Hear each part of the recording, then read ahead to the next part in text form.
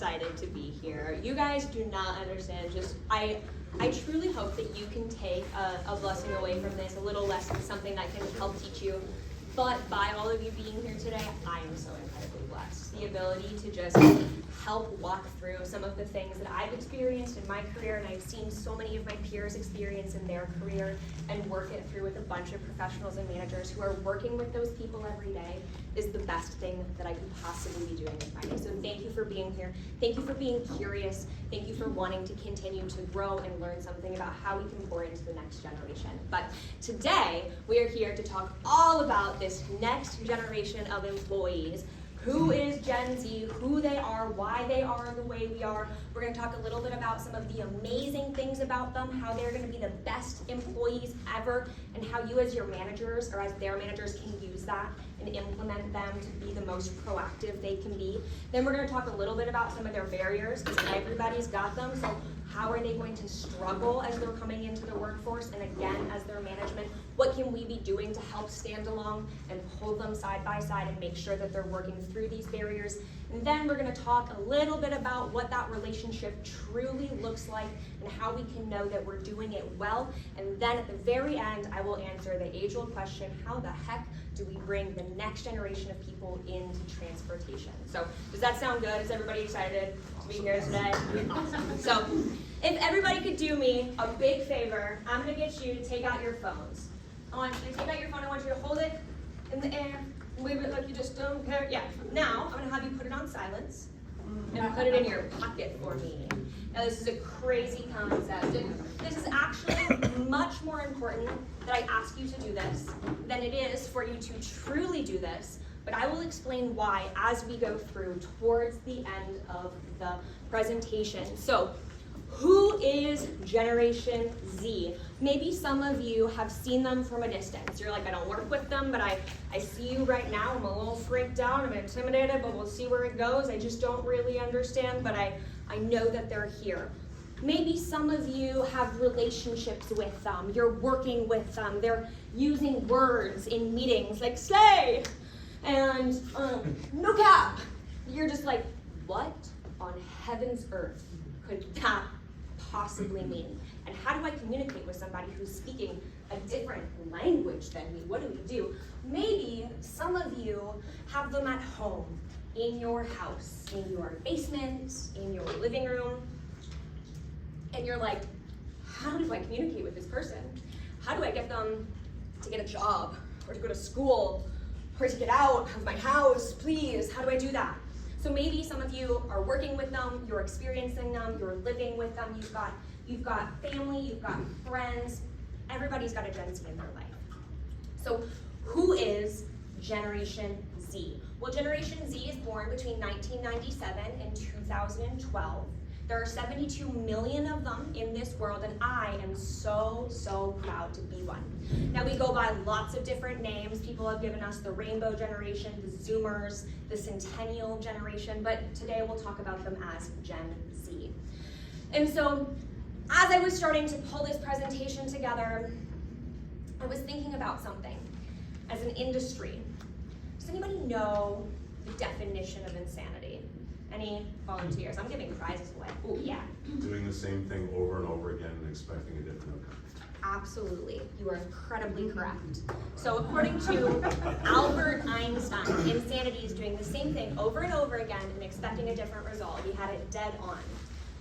And as an industry, I've been working with, now I'm going to have to read it because y'all have so many abbreviations and I always get them wrong. But the NPTC, and last year, I'll have some new information for you this year, and we're going to get it in the next couple of months. But according to last year, the average age of a new driver is 41 years old. And the year before that was 40.9. So we as an industry, or actually we're getting older. Older people, not even newer people, but it didn't really change. So we haven't really done much. But I'm sure lots of us here, we see our fleets, and I'm like, I have so many people who are getting ready to retire. So many people who have been here for 20 or 30 years and are the best employees, but when they're done, I don't know what I'm going to do. And so what are we going to do? as I was preparing this presentation, as I was putting all of it together, I had somebody come to me, they were like, you're gonna do this, I'm so excited about it. I'm like, great, what do you want me to talk about? She was like, Gen Zs. And I was like, great, what else? And she was like, I don't know. So I was like, okay, well, let me do a little, just a survey of some people. And let's understand from the crowd what people typically think of Generation Z. So would you mind sharing with me, what's the first word that you think of when you think of Gen Z? Confusing, so reasonable. Thank you so much for saying so. How about yourself? The generation after mine. The generation after yours, okay? Confusing. Not understanding. All right. Young. Okay, do we have any other ones? Anyone else have something that immediately comes to mind? Tech savvy, Tech savvy, okay, I like it. Anyone else? One more. privilege. Privileged, fair, from my father. My God. I am. He did a great job. I have a great dad. I have had a very privileged life. So, but what I did, the first thing I did was I put online, tell me one word, and I got lots of responses. But then I'm not your average Gen Z, and I didn't have enough responses, so I went to a coffee shop. And every person that passed me for 8 hours, I said, hey, do you mind if I ask you this one question? Now, the biggest words up here are the words that I heard the most. And the smallest ones are the ones that I didn't hear quite so much. So we've got technology, we've got tech, environmentally, we've got screwed. I had people tell me that they were environmentally screwed. I had people tell me that they were chaotically screwed. So many things. But in so many ways, the general population doesn't see this generation as somebody who's been set up for success.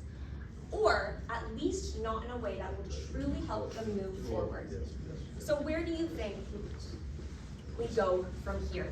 Having a general understanding of who people think they are, I want to understand, oh, now I'm going backwards, who they really are.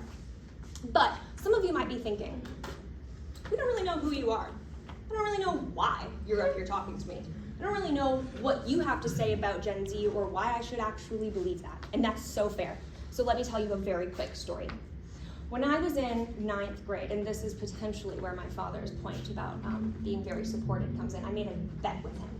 He was like, if you can graduate high school early, I'll take you to Florida for a little while. And so I did, and so we did, and then I loved it. Then I was like, I'm gonna spend my university experience saving money so that I can move to Florida. And then I did, and then I did. And then I got there, and I was like, I'm gonna be a substitute teacher. And so I worked with high school students every single day. And I was like, oh, these kids are the best. And then I graduated, and I was competing in wakeboarding. This is right here in Toronto. This is at the Toronto Boat Show. They pull that water from the freezing lake in January. It's horrible. But I was competing. I was living this phenomenal life. I competed at a Worlds. I took a 2nd place trophy. Actually wasn't that bad. I had built this life that I had been trying to build for a really long time. I was so excited about it. I loved it. And then COVID happened. And as COVID happened, my father said, hey, Hannah, I don't know about you, but my company car is in Florida, and it needs to be back here across the border. So however you figure that out is fine. So I was like, okay, I understand the assignment, Dad, I'll come back. And I came back for a couple months, and I did what needed to be done in the midst of the insanity. Finished a couple commitments back that summer in Florida, and then I made a decision that was the hardest decision I've ever made in my life. To give everything up from that Florida experience to come back here. Because post-grad, I was looking at getting my first full-time job. And as most people know, your first full-time job, you get about 2 weeks of vacation. Typically, you can borrow them from your second year, 1 into your first year. I was like, that border is requiring a 14-day quarantine every single time I cross it. So even if I get a full-time job now, I will not be able to see my family legally for the next year. So I have to go back. I have to give up this thing that I have now been working nearly 5, 6, 7 years, and for a 19-year-old, that was a big deal. Go up, go home, and I started working. And I started working every single day for the family business, commuting back and forth to Toronto, and it was a good job. And I had a good car.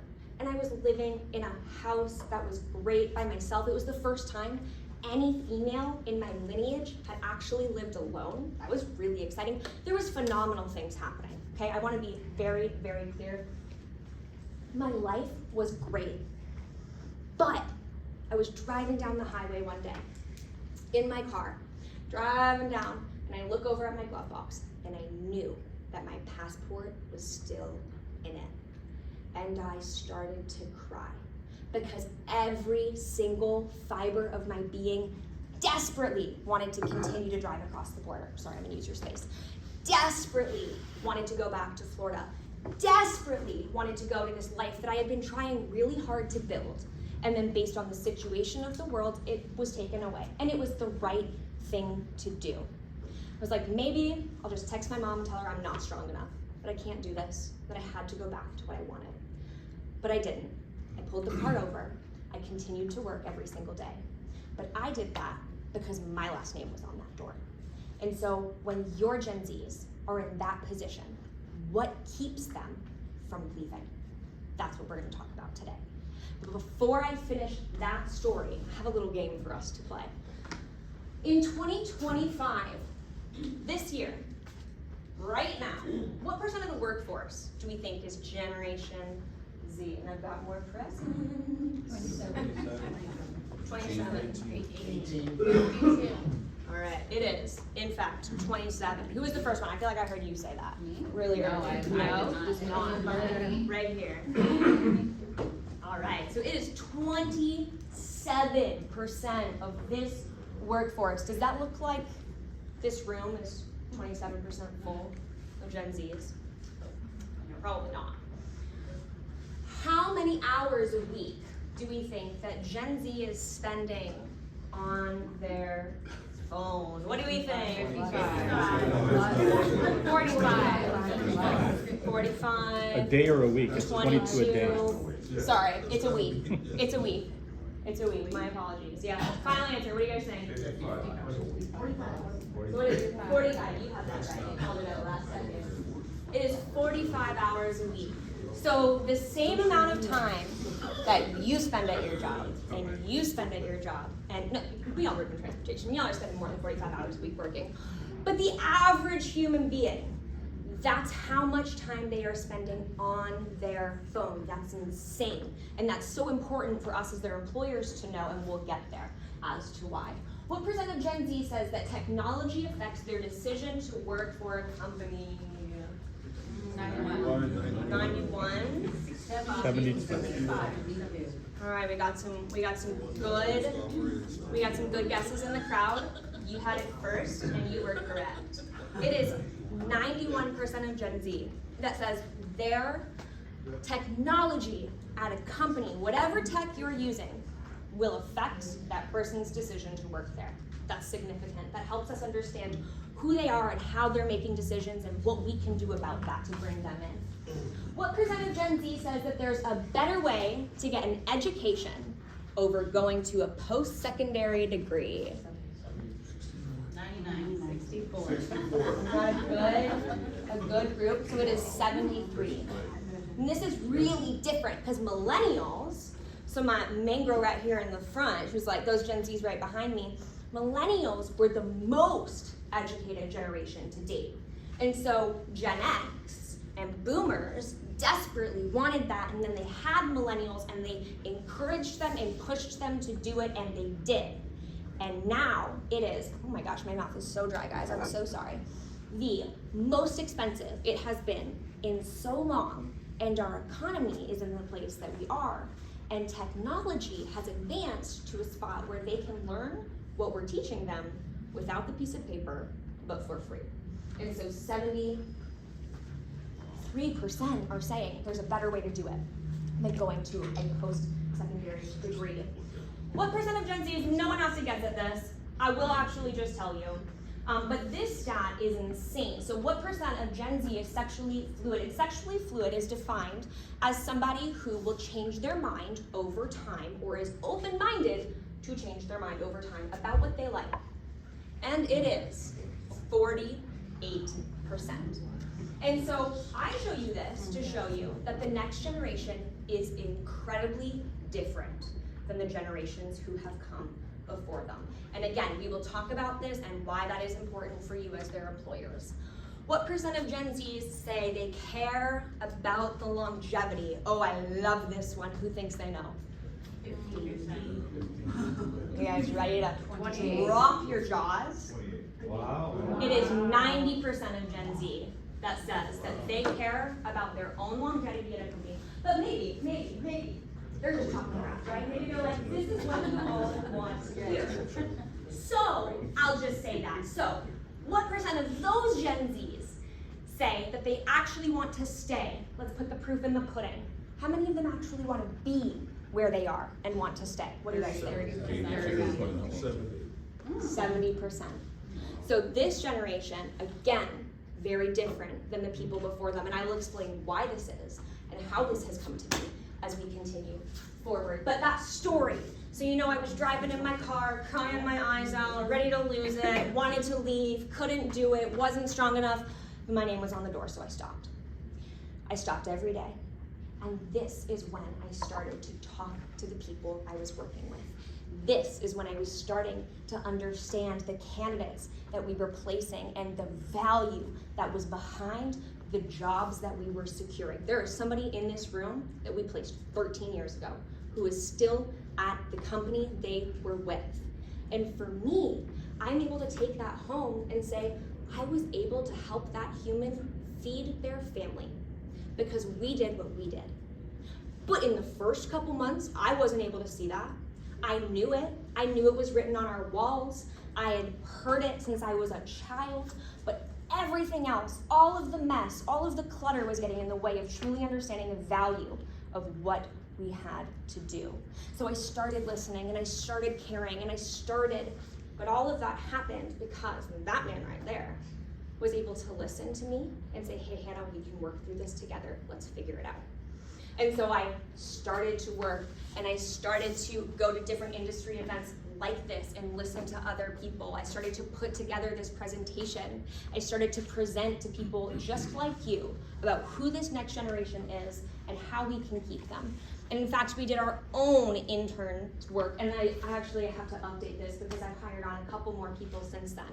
But we had 90% of our interns who finished their first semester with us. Okay, we did co-op students all the time. So not everybody finishes, not everybody is put out to finish. That is fine, that is okay. We let them know, we support them the best we can, and then we support them on their exits, right? But then we had 70 people who were like, you guys are pretty great. I'm learning a lot. Let me come back for another semester. And they did, and they finished. And then we had 30 people, or 30% of people, who were like, number 3, third time's the charm. I want another semester here. I want to come back for another term.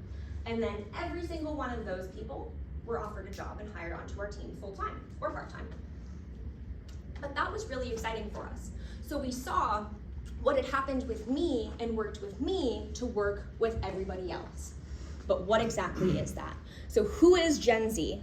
Why are they the way that they are? So Gen Z comes from a combination of 3 different things that really affected their life. And everybody is different, and I don't like to generalize everybody into one group, but these things happened and will affect them in these ways, depending on the person, will affect regularly how much it affects them. But so technology, right? We saw that 45 hours a week. Gen Zs are spending 45 hours a week on their phones. And so this is insane to so many of us, right? Because we're like, I live in the real world. How could you possibly have 45 hours a week to spend on your phone? But a Gen Z lives in a world where there is both a physical environment and a digital environment. And so for me, I have my watch on right here. I never take this bad boy off. This is digitally connected to me at every moment of the day. So I can connect with people in my digital world, all across the world, no matter what time it is, no matter where they are or what's going on. And so for me, this is a really big deal. And for your Gen Zs, they were raised with the ability to have this other world that they literally stepped out of the physical one and into the digital one for as long as they can remember. So they've been communicating with people from across the world playing video games as children. They've been using their social media platforms, connecting with people that they met at camp as children, and they're still networking with them. they have used different platforms to communicate in different ways that is incredibly interesting and will change the way that they work in your workplaces. And so this means that as an entire generation, and now this is so exciting because never before has an entire generation come into the workforce with one skill, but they know how to use technology. This means that they will come in happy to adapt to the tech that you have in your workplace today. It means that they will happily adapt to whichever CRMs or ATSs you bring in tomorrow. It means that they will happily work with their non-Gen Z coworkers to say, hey, I know that you don't get this, that's fine. Let me try and work it through with you. Let me try and help. You know, we had this one Gen Z employee, her name was Anna, and she was phenomenal at this. We had changed over our ATS a little while ago. She was a recruiter, a very typical recruiter, but loved to learn about the system and took it upon herself to continue to do so and to support our people. And Gen Zs will do this in every company. And so this is really, really exciting. Along with this, because of technology, Gen Zs have been predisposed to be a DIY generation, okay? I am a do-it-yourself kind of person. These nails, I did it myself. My dog's grooming, I did it myself. This tan, okay, I'm from Florida, I sat outside, that was great.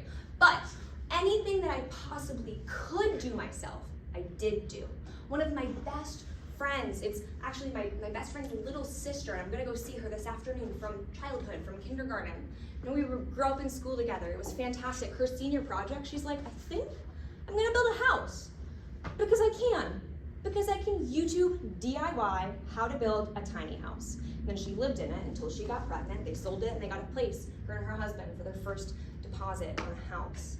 But this generation is different. They have been raised with the ability to find information that they want and to just execute upon it because they can. And so that's gonna be really interesting for your employers because that's gonna really change the way that we manage them and we work with them and we collaborate with them because they love to be independent, but they do still need support. And so we see all of this and that's very exciting. But I wanna take a quick look at this. So we see that the tactics that recruiters are using to typically bring in new drivers. And what I want to point out to you is that we have the internet and company websites. And then we have 9 other forums that are all physical. So despite the fact that we're using the internet, now honestly, it's kind of funny to me that the internet as a whole is described as an entire category. I don't know about you, but that's a little funny to me. I'm like, we got social medias, we have job platforms, we have company community sites, we have training schools, we have so many different resources. We have like YouTube, you guys can be posting content about how to get your driver's license, about how to apply for a job, about how to talk to your safety person, about there's so many ways to use the internet. And the fact that the internet is an entire category of its own, not a subcategory broken down into a lot of different ways, just shows us that we need to continue to push into the world that they live in just as much as we're continuing to push into the world that we live in. And so what else really truly makes these people who they are? So globalization and human cooperation. We talked a little bit about social media, right? And a little bit about those game platforms, a little bit about the way that they're using technology through these social spaces. And this is going to make them really, really good client managers, really good customer support people. They're going to be able to communicate with people digitally in a way that no other generation can natively really do quite the same because they were raised through this. So this is just as easy for them. So we've got some amazing outside of the box thinkers and people who can build and maintain these relationships that we so desperately want to figure out how to take from our old dogs and bring back and sustain as we continue to move forward, right? Because we've got people who are great at this from the past, but we're looking at them and we're like, how am I going to maintain this relationship as we move forward? The next generation would love to and will be very good at helping you do this. And so what else do we have? We have COVID-19. Now, 90% of Gen Z says that they care about their longevity, right? You all were shocked around this. And then there's 70% of them say that they care about staying at their current company. Now, this is because of the environment that they were raised in. Not only did Gen Z have the recession of 2008, where we were 10, 15, 12, somewhere in there for that. We saw our parents experience this, and we were just old enough to understand the weight, but not the reality of the situation, right? So we knew that it was scary. We knew that we needed stability, but we didn't quite grasp the actuality of the situation. Then COVID happened, and everybody was sent home, and everybody was told from the top most authority that you can do anything you can do from your bed. Anything that you can do, right? Now that's ridiculous for all of us, okay? That's obviously not true for transportation, but this is, as a generation, what they were told from the top of authority, and then now we have this recession that's going on, whatever we want to call this situation. But Gen Zs have been raised and groomed to crave stability because they saw the scarcity that their parents went through. And now they're all graduating university or high school or at a different trades programs. And they're like, I don't know what to do, right? They're young kids who are coming into this ridiculous world and they're scared. And so this is why they crave to stay with you as long as they trust you. But we'll get to how do we get them to trust us very, very soon. But along with COVID, the blessing behind this, not only do they want to stay there, but because they sat in their bedrooms and they did university and they did high school online, they are amazing at time management. They are, again, more independent because of this. They have additional communication habits because they had to learn how to ask their teachers digitally for things that took it out of that just a personal world and into what would have been their professional world at the time. So it's bringing and enhancing those skills even more. So there are some amazing things as their management that we can see come out of this and we can really use to make sure that we're getting the most out of the Gen Zs that we have. Now I want to take a quick look at this. This is the way that companies are trying to get employees to stay. These are the tactics that different fleets are using to get employees to stay for a long time. And 4% of the private fleets said that they were hiring people under the age of 21 because they thought that would get them to stay. But what we just learned is that they desperately want to. So if we, as an association, as an industry, can use that and not only get to connect with them, but this will allow us to grasp the entire generation before most other industries truly know their value. And so we can see, as we compare it to the year prior, it's continually getting worse. And I just want, Sorry, I just think there's some insurance issues with drivers under 21, and I think that's why a lot of companies don't hire them or can't. You are absolutely correct. I completely understand that. I agree with that. I don't want you to put drivers who are not ready to be in the truck, but I do want you to capture their interest when we still have it, enough to bring them into the truck when they then have the capability to do it. You could bring them in as a forklift operator. You could bring them in as a dock worker. You could bring them in a bunch of other places and then show them what they could get to as long as we continue to maintain that relationship. Does that make sense? Yeah, I appreciate you saying that. I don't want you guys to be putting yourselves in jeopardy. Your insurance is incredibly important and the top priority, but there are things that we can do to continue to bring them in for when they're ready. So we saw this big list, right? All the pros, but we also understand that there are a lot of cons. There are a lot of pros to every generation, to every person, but there are also a lot of cons to every human. And so what can we, as their employers, understand about the barriers they're facing and support hand in hand with them as we come forward? So the barriers that they are typically facing, this is communication of values, this is imposter syndrome, this is flexibility, and then educational change. So communication of values, I told everybody, 48% of Gen Zs consider themselves to be sexually fluid. What the heck could this mean for employers? What I want you to understand when I say this is that Gen Zs care about what their managers are saying, and they're listening to what their managers are saying. But they have very different values from what our managers have had in the past.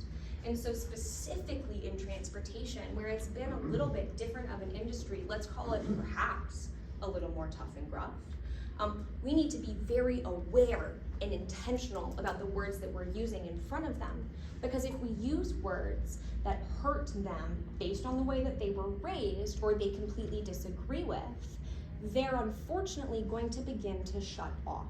They're going to reject the ability to let you be an influence in their life because they no longer see themselves aligning with your and their values. So here, I don't want you to be scared to say something at work. I don't want you to be scared to communicate with these people. I do, however, want you to be very intentional about the words that you're using when you're at work.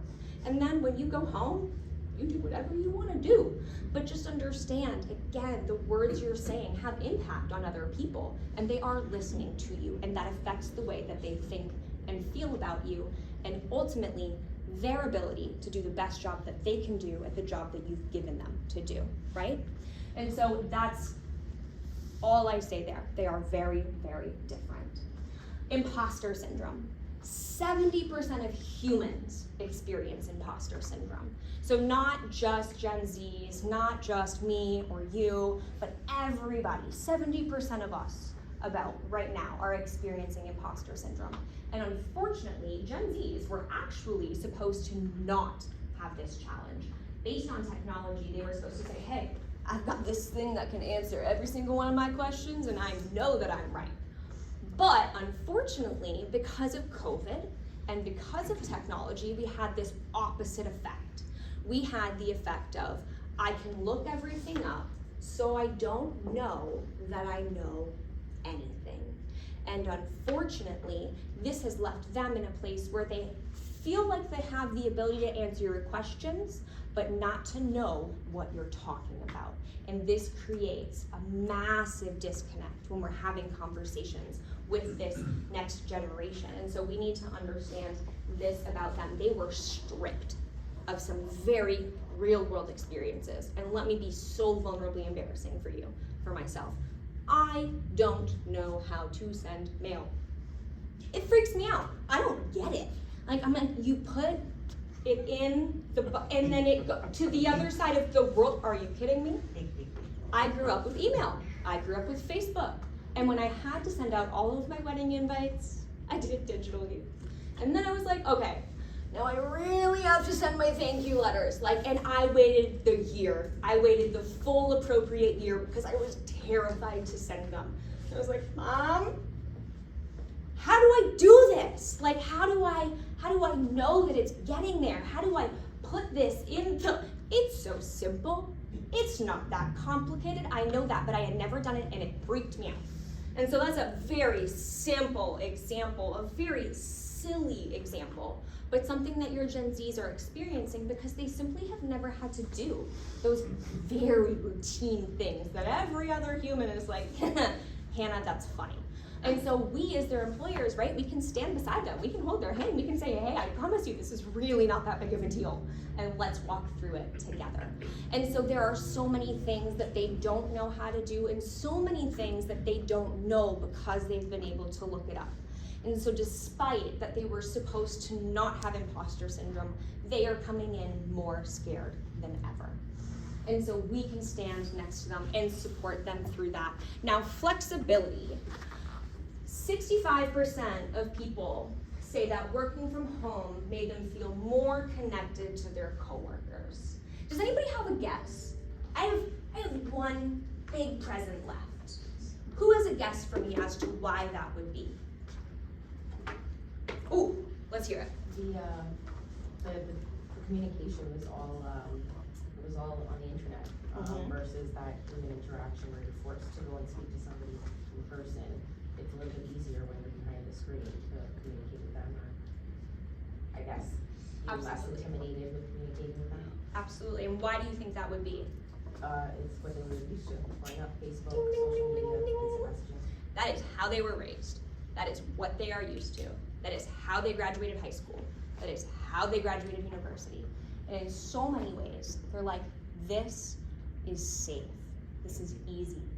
I know how to do this. Not only am I effective at it, but it feels good and I feel more connected to the people next to me. So I want to talk about this, and then I'm gonna lean into something that I haven't actually spoke about on stage before, so bear with me as we go through it. But see, flexibility is so important to them. 78% of people, 78% of Gen Zs say that they would immediately accept a job. Yes, I will take that job.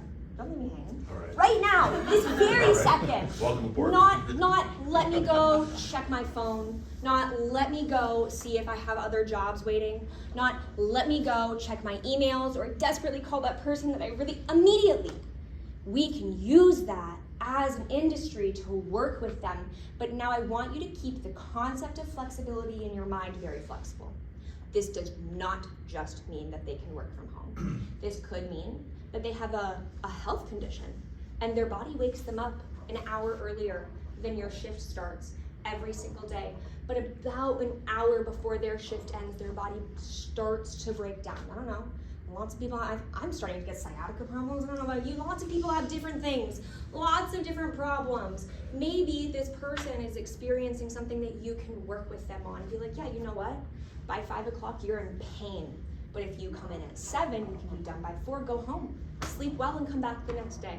Okay? Obviously, that's a way exaggerated stretch, but there are so many things that people can be using. Maybe this means they can transition to dispatch. Maybe this means they're not in the right role. Maybe this means that they have potential to grow into something crazy and huge, and you give them 2 hours of work in a different field once a week to see if they can grow themselves beyond their current capacity. Flexibility is flexible. You can do anything you want with them.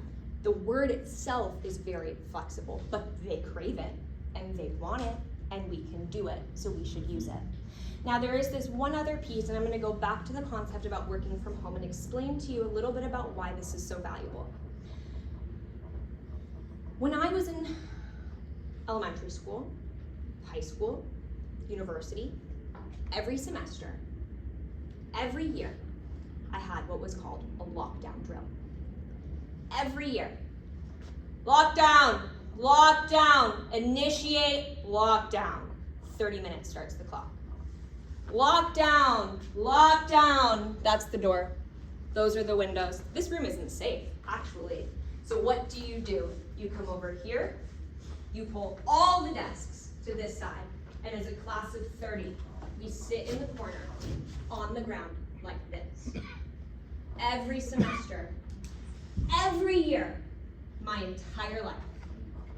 When I go to the mall and I see a bag on the floor, I think it's a bomb. When I go to the airport and I see somebody walking with a big coat, I think they have a gun. I am terrified of society because I have been taught to be. And every Gen Z is the exact same way.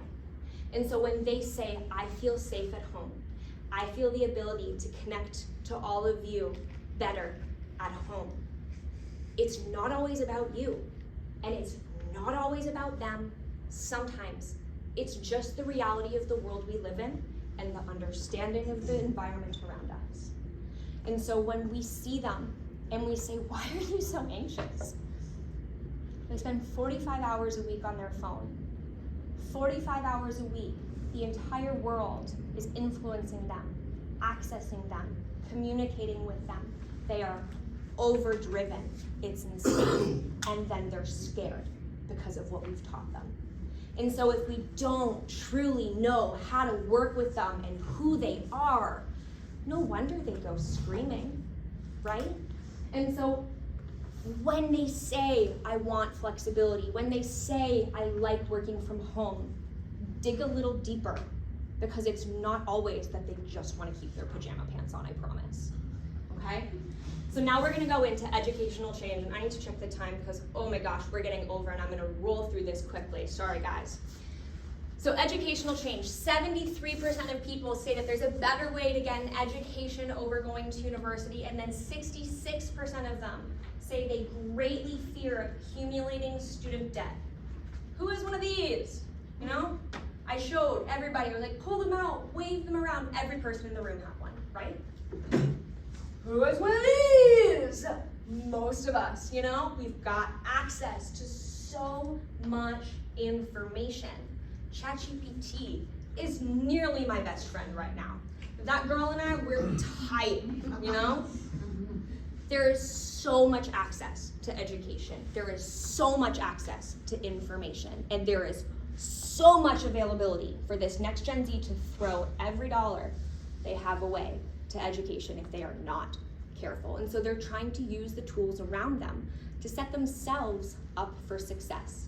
But understanding that this generation is not gonna come quite as educated as before, we as their employers need to take a big step back and say, how can I look at this person, look at the experience that they have, and understand that they're truly ready to come forward, you know?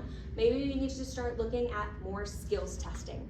Maybe we need to start looking at some additional portfolios for applications. There are other ways that we can look at the knowledge and information that people have contained rather than just certificates. And so we can look at this and move forward with this knowledge and this understanding because they are that DIY generation, because they were raised that way. Now, we see here that in 2024, and Sarah, you were reading my mind, I came back to it. Companies are moving from 1.47 to 1.44 years of experience required for their drivers. Now, as an agency person, this actually scares me a little bit, to be honest with you, because I want to provide you people that I know are very safe. But it also means that the industry is going, I'm stuck and something needs to change. And so what can we do to make sure that we're bringing these people in, not only getting them the experience and setting them up well, but covering that gap in the meantime. So now that you know who they are and you know what their barriers are, we're kind of left with the what do we do from here. What we do from here is understand who they are as a generation and then apply those things into our companies. So we can see here that Gen Z is seeking out tech industry and sustainability. You can use this, okay? We're not tech people. We're not necessarily, although this group up here might have some leg ahead of us, we can understand that they are environmentally forward focused. We can work on our routes and make sure that they're optimized. We can look at new trucks. We can look at, oh my gosh, what a word to forget. Not diesel, not gas, power, electric. There are so many ways that you can bring what they want and what they crave into what you have to become a top choice for them as they're coming forward, if you want them. If you don't want them, don't do it. But if you do, you can know and you can bring these things forward. But truly, what all of this has been asking you to do is to mentor over manage them, right? When we came in and I said, everybody raise your phones up in the air and turn them off and put them away. It's a very standard practice for somebody to come in and say, hey, this is the position I'm in as your presenter. This is the position you are in as the attendees. I want you to put your phone away. Does that sound familiar? Hey, this is my position as a manager. This is your position as an employee. I need you to put your phone away right now. Oftentimes what happens, and this is just a very small experiment to get you to feel the type of way that so many of your Gen Zs feel when you come in and say, hey, I need you to do this thing, I need you to do it right now, and have no conversation about it. So perhaps some of you went, I don't know who this girl thinks she is, but I work 24/7. I need my phone to be on. I could have a driver that gets in an accident. I could have somebody that gets hurt. I need to have this, right? Because I didn't take the time to understand why you have it. And oftentimes this is what's happening when we're communicating with our Gen Zs. We're saying, I'm your manager, I know what's what, and I'm gonna tell you what to do right now. Now, I'm not saying that's not how it should have been done in the past. I'm not saying that it doesn't have a place in the future. What I'm saying is when it comes to Gen Zs, this will turn them off, and this is why. We want to listen to learn, we want to learn to understand, and we want to understand to speak. But based on that technology, that we talked about, most millennials came into the workforce with what I will call a net. Now, most Gen Zs are coming into the workforce with what I will call as a massive brick wall. Millennials had this opportunity to learn and understand pre-technology, to create an understanding for themselves that they can use to critically think through the information that was coming at them. This created a net. So stuff came out, stuff came in, but they were the ones that influenced it.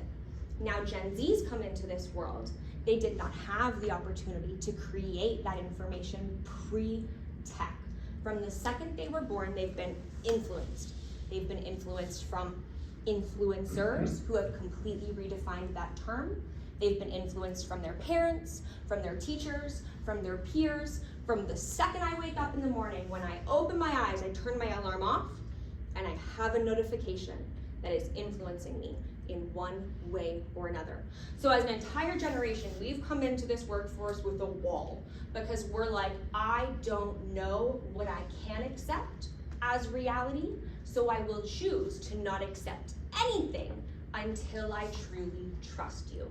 And so if we don't first listen to learn to understand, once we understand them, once we know where they're truly coming from and we can have casual, normal conversations with them, this is when they'll be like, I'm a sponge. Give me everything you've got, because they trust you, because they care about you, because it's been a long time since they've had an authority figure that they're truly excited to learn from, because everything else is scary. But if you come in as scary, they will give you brick wall. And so we need to take them down step by step. Really, a lot of this comes with integrating their why. I talked about, I didn't really know why we did what we did. I saw it on the walls, I had heard it as a kid, but it was leaning in to starting to place people. It was leaning in to being like, you got paid this week and fed your family meatloaf because we had a job for you. So you need to know what their why is. I called all of my interns when I was first putting this presentation together. I was like, hey, why do you do what you do every day? What do you do? And a couple of them were like, yeah, I make about 50 phone calls a day. I send about 50 emails every day. And then a couple of them were like, I create a space for vulnerable people to come and get help. I talk to people when they are at a hard situation, and I give them the support that they need to make the next steps. I heard sentence after sentence of things, and I was like, are you kidding me? You're 21? What? But it's because we took time to integrate the why behind what they were doing, and it kept them coming back day after day after day. Honestly, after year after year after year, we've got some interns who have become some of the best employees we have. They're phenomenal. But it's really investing in them, right? We invest in our customers. We invest in our bosses. We invest in ourselves, right? We're all here. Why would it be that we would not invest in the next generation to turn them in to the people that we need to take the wheel while we still have it, right?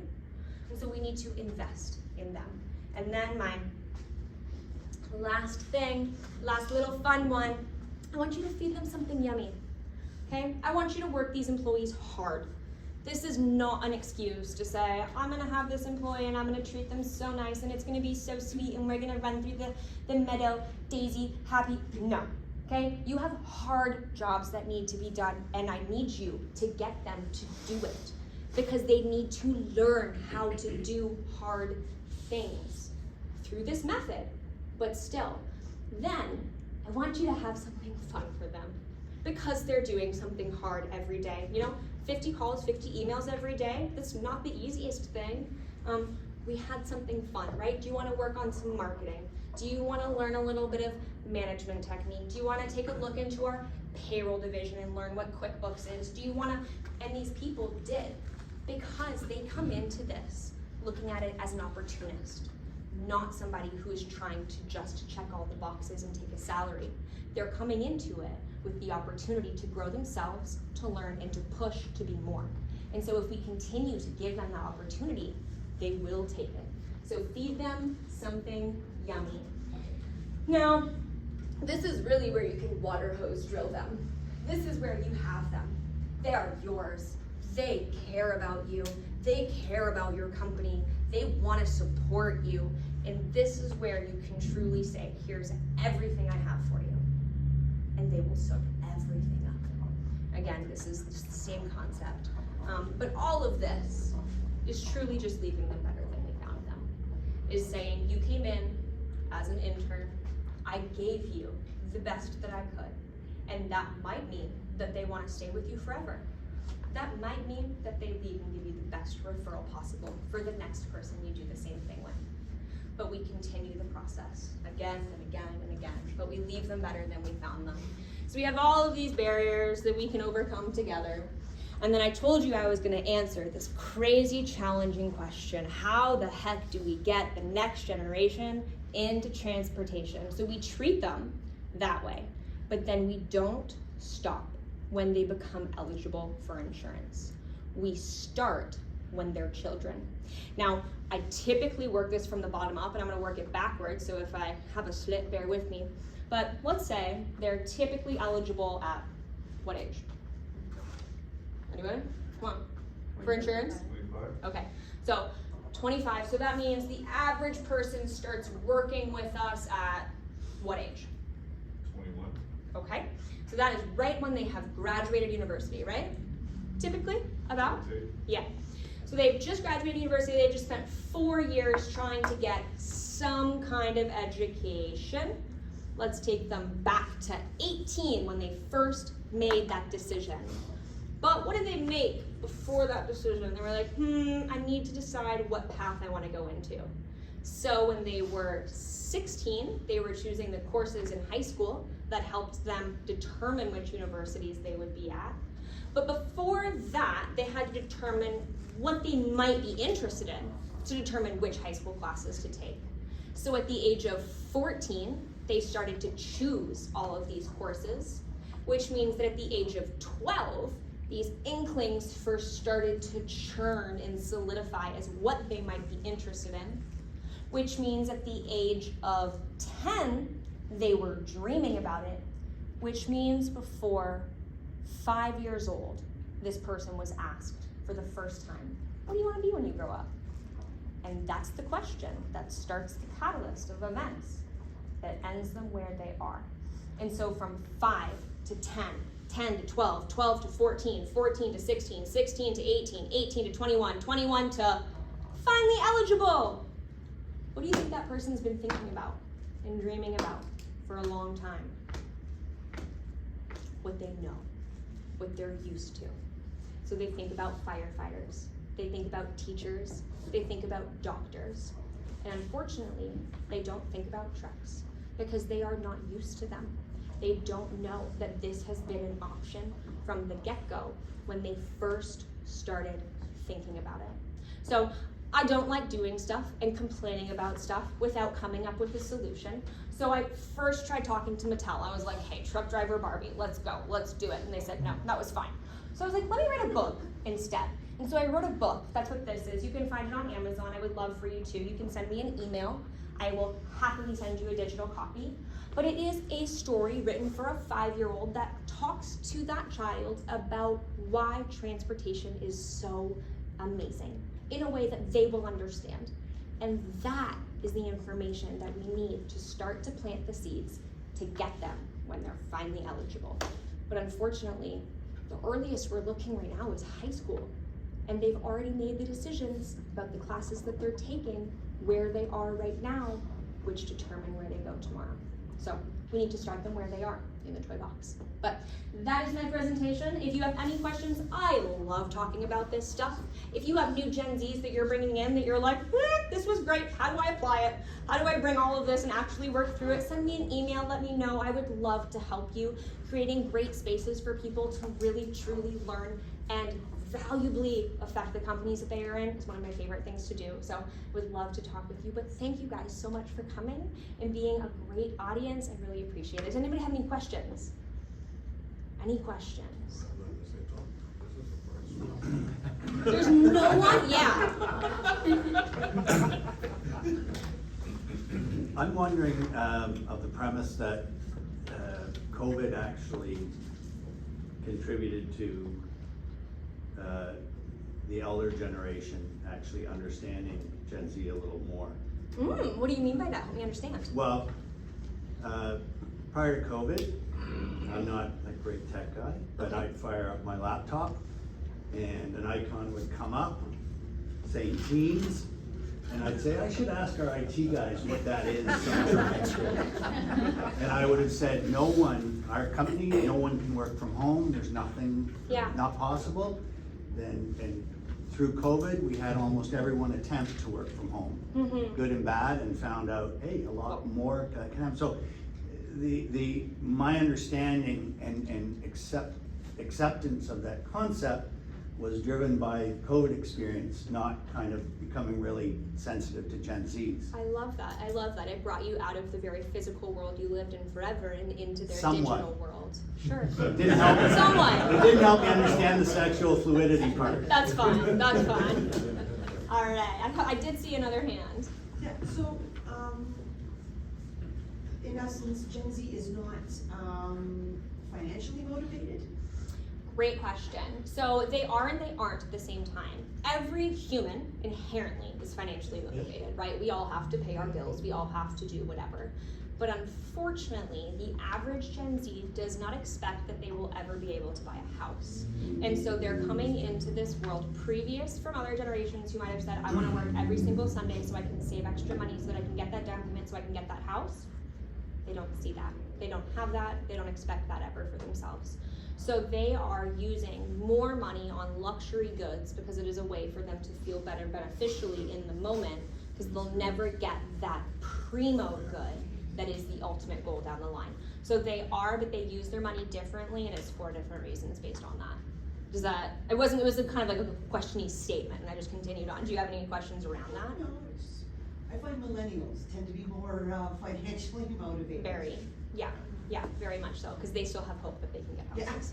One other. Yeah, let me I have have 3 it. of them at home. But I find, I don't often, but sometimes I speak with young people who are, making decisions. I have other friends who are often, they reach out to them, and my observation is they're paralyzed into making the one career decision for life. And it's like, go work somewhere, and you might find you like it or you don't, or move on or whatever, but it's this paralysis of the perfect decision that sometimes doesn't have them work much. Yeah, I have one sentence that might help you around this situation, if any of you are experiencing this with your Gen Zs, because you're right. We've been raised with social media where everything looks perfect, where picture perfect worlds are right in front of us consistently. So that's what we're craving. But what I like to tell myself, and is I created this sentence for myself because I suck at this and have chased perfection my whole life. But perfection paralyzes the process of progress. If you're seeking perfection, you'll never get anywhere. And so this is what I try to tell myself. And honestly, I've taken myself, I don't know, if any of you follow me on LinkedIn, you'll laugh at this, but off of every other social media other than LinkedIn because of that very reason. Because it is so toxic in the way that it pushes people to be like, this is the dream, and it's perfect, and it's like, that person might have cried literally while they were posting the photo. Like, you don't know, right? And so, but they do have that perception, and we need to break that for them. Yes? I am the same way, so I have now all of my apps locked. Nice. So I'm trying to limit my online time, but it's just interesting in marketing, you kind of have to spend a lot of time online. So are you seeing, I guess, that become a trend of actually, I guess the later Gen Zs, the people who were really, really young and like in elementary school, high school during COVID, when online use skyrocketed, and now people are pulling away from it because of Yes. whatever is going on in the world that's kind of just Yes. overwhelming. Are you Yes. seeing people pull away and actually Yes. online reach is becoming maybe less effective? No. So yes and no to your question. They are pulling away, but they're going other places. So the average Gen Z has taken themselves off of Instagram and put themselves onto TikTok, because Instagram is the picture perfect reality world where everybody wants to show their high school people that they are living the dream and they are doing well, right? TikTok is where people come to say, I'm freaking funny, or I have information to teach you. TikTok is where they are incredibly authentic. And that's what we're finding the next generation to really care about. So if you're thinking about your social medias, and I always suggest that you choose one, you focus on it, you do well on it, and then you choose another one and continue forward. But if you can be authentic on your TikTok social media page for work, that's gonna drive more people who feel connected to you and safer to apply, which will bring more Gen Zs compared to a inspirational picture on Instagram that's like, life is great, you know? Does that make Follow-up sense? question? Absolutely. Okay, so we have Instagram, Okay. and we have a bunch of non-Gen Z owners. Mm-hmm. How do we convince the Gen Z owners that being authentic, making that joke about what it's like coming to work sometimes, making kind of like the Wendy's approach. Mhm. Wendy's right now is like Mhm. brutal on TikTok and brutal on Twitter. How do you basically approach your owners and approach the people who this is so unfamiliar with, and actually show them that there's value to showing authenticity and taking a peek behind the curtain? I am getting a video of recording this presentation. I'll send it to you, and you should send it to them. So you don't have to be the one that sends it to them. I'm happy to do that. I'm happy to do that. The reality is we need to have a very frank conversation with our owners in that situation and say, you know so many things I don't know. Look at this incredible organization that you have created. There is so much stuff that you know that I am so clueless on. But you've hired me to do a job, and my job is to promote your social medias. And despite everything that you know, I know this, and this is what I specialize on. And I would lean back into that. And again, if you don't wanna be like, hey, you're not doing it right, just send them the presentation. Yes, ma'am. I know you mentioned speaking amongst a Gen Z, or just speaking, you have to be very cautious about how you're speaking around them, just because they can, I guess, get hurt a little bit more to certain things that are said bluntly. The transportation, or at least the trucking industry, from my experience, is very rough around the edges. You'll rarely find people that speak very nicely or politically correct, especially amongst the driver group. Yeah, and even so, as coming from the office and speaking to a driver, I find that it can come across as slightly condescending if you're speaking very professionally to them. Okay. Like you really need to just speak very casually and just to make sure that you're on the same level of them and they feel that they're being spoken to in a different way. And just to even out that understanding as well in the conversation, and so that you're both speaking the same language. Okay. How do you condition that within this transportation industry that's geared around everybody that's not Gen Z? I am so glad that you asked this question, because that is not what I had intended in this slide. So what I had intended to say is, if you went to a comedy show and they made a joke about something that you thought was hilarious and you wanted to bring it back, it's probably not the spot for it. If you heard a bit, or if you have a word that you like to say because it was very standard 50 years ago and it's a part of your vernacular, but it is not a part of today's societal norms, those are the things that will distract them, because that's the value difference. They're fine with intense conversation. They're actually great with having very direct and almost aggressive conversations in a sense, because they're very used to skipping to the end of the point, because they skip every video possible, right? They don't like the fluff very much, actually, but they don't want to hear your bits or words or other things that are just not workplace appropriate.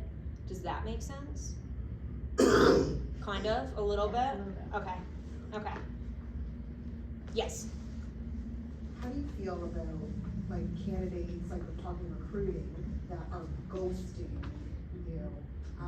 It's like, I'm sure we've all experienced this, right? It's very, very common.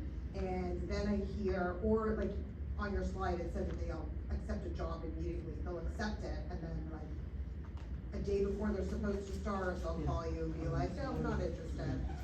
And then you hear so many people say they're looking for jobs.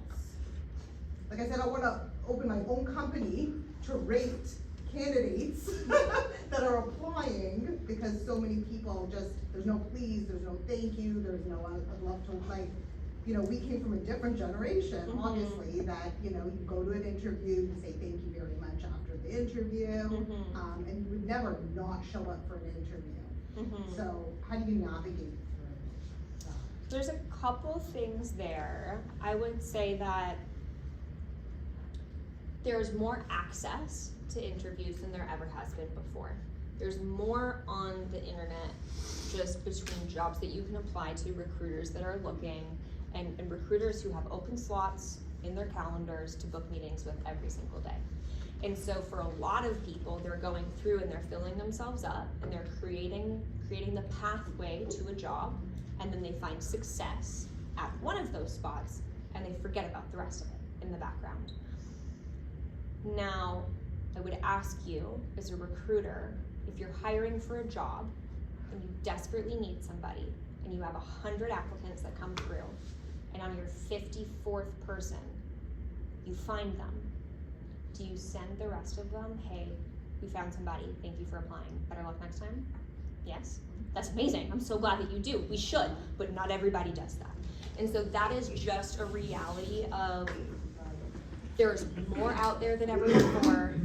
Every human has a different boundary and level of communication and respect on communication and an understanding about the level of respect that it is. Sure. Sure, sure. So part of that is that we just talked about. Part of that is that they're just young and they haven't had the snot beat out of them yet. And so every 20-something group will fall into that at some point, and then they will learn and then it will get better. But it is a combination of there's more out there and other people are doing that to them from the seat that you're sitting in. And so they don't feel the same urge or push to be as respectful because they're not getting that. And so it's a bit of a two-way street. I'm not saying it's your two-way street, but it is what they're experiencing in the environment. Yes?